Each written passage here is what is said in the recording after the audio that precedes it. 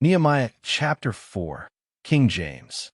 But it came to pass that when Sanballat heard that we builded the wall, he was wroth, and took great indignation, and mocked the Jews. And he spake before his brethren and the army of Samaria, and said, What do these feeble Jews? Will they fortify themselves? Will they sacrifice? Will they make an end in a day? Will they revive the stones out of the heaps of the rubbish which are burned? Now Tobiah the Ammonite was by him. And he said, Even that which they build, if a fox go up, he shall even break down their stone wall.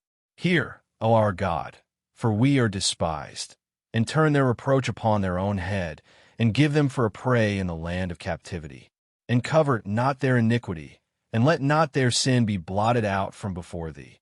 For they have provoked thee to anger before the builders. So built we the wall, and all the wall was joined together unto the half thereof, for the people had a mind to work.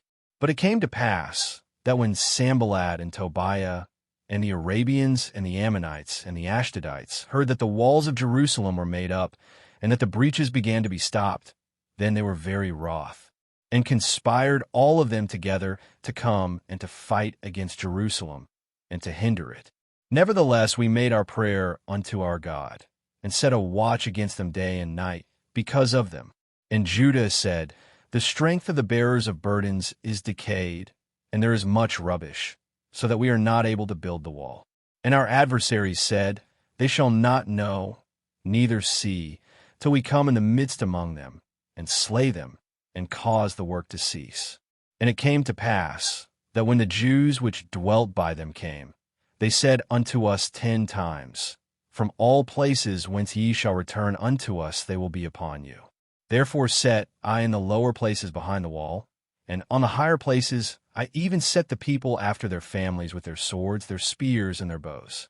And I looked and rose up, and said unto the nobles, and to the rulers, and to the rest of the people, Be not ye afraid of them.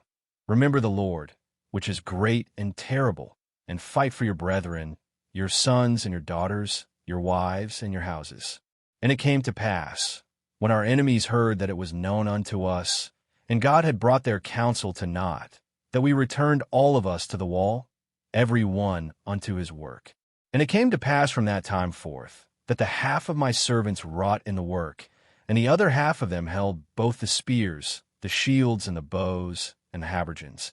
And the rulers were behind all the house of Judah, they which builded on the wall, and they that bare burdens, with those that laded, every one with one of his hands wrought in the work, and with the other hand held a weapon.